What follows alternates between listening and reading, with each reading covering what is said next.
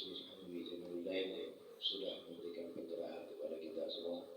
Sebetulnya hadirnya beliau tanpa bicara pun sudah dapat rahmat kita insyaallah. Apalagi kita dapat nasihat insyaallah.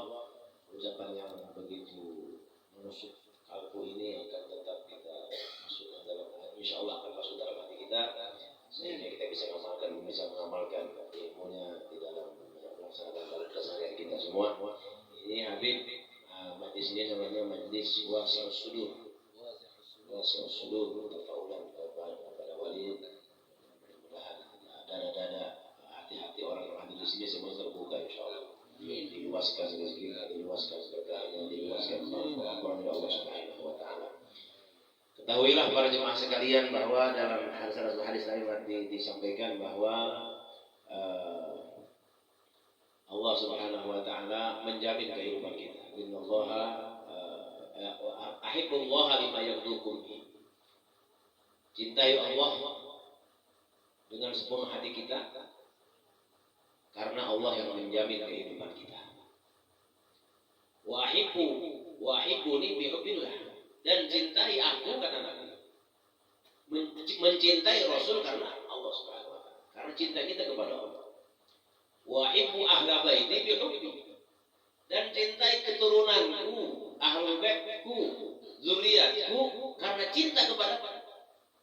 Jadi ketika orang merasa bertarekoh, merasa cinta sholawat, merasa cinta ngaji, tanpa cinta kepada ahlul bait Rasulullah, maka tidak ada apa-apa di hadapan Allah Subhanahu wa taala. Pesan aku ya, salah satunya adalah 3 pesan.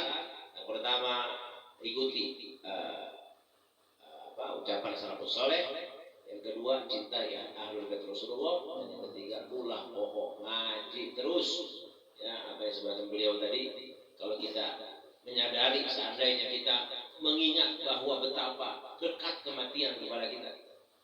Apa yang diucapkan oleh Sayyidina Ali bahwa kematian harus berada dalam pelupuk mata kita, maka niscaya kita tidak akan pernah mendapatkan kebaikan di hadapan Allah Subhanahu wa taala.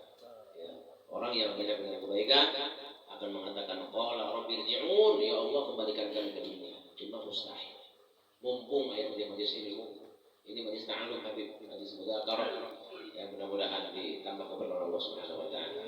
Besok anjing insyaallah orang pada zuhur tadi melaksanakan zikir Muharram, ya, kemudian tadi yang disunahkan salah satunya yang disebut oleh beliau, juga di yang lainnya termasuk memakai sifat, ya, kemudian melebihkan tadi. Kalau anak udah bilang tidak istri sekalipun sembako mahal, minyak mahal, segala macam mahal, insya Allah semuanya naik, insya Allah.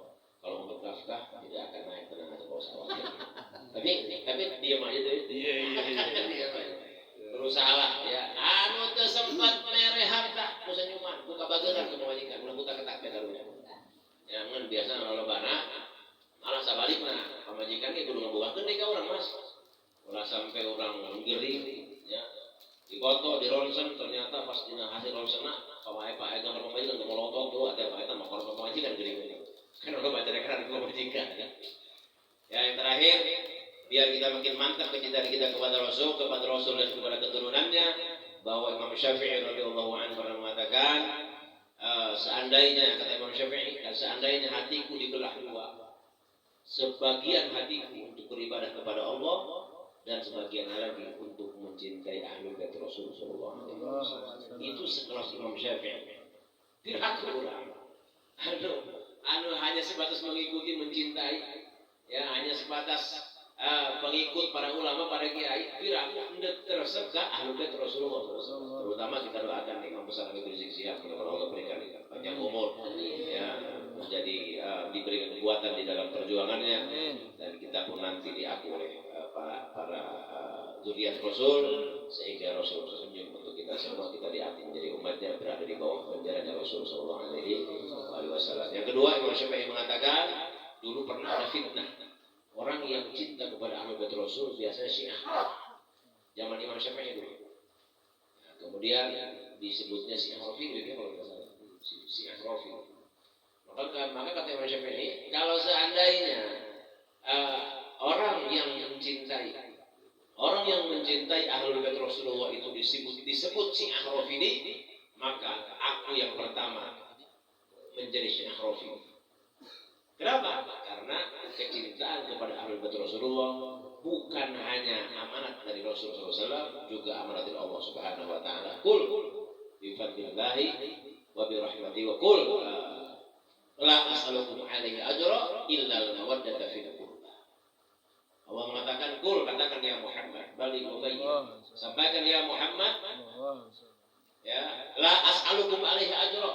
Rasul mengatakan, aku tidak meminta upah, tidak meminta imbalan dari umat sebanyak apapun yang pengorbanan Nabi yang saya bagikan tadi bersama beliau. Ya, perjalanan dakwah ke Lampung pernah saya ajak itu Ogan, nggak pernah mengeluh para habaib. Kenapa?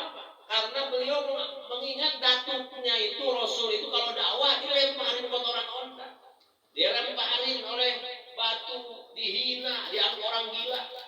Rasul saja dihina, apalagi sekelas pendakwah. Artinya begini, kita belum ada apa-apanya. Berdakwah, datang ke tempat dakwah, dihidangin kue, dihidangin makanan, dikasih istilahnya kado segala macam.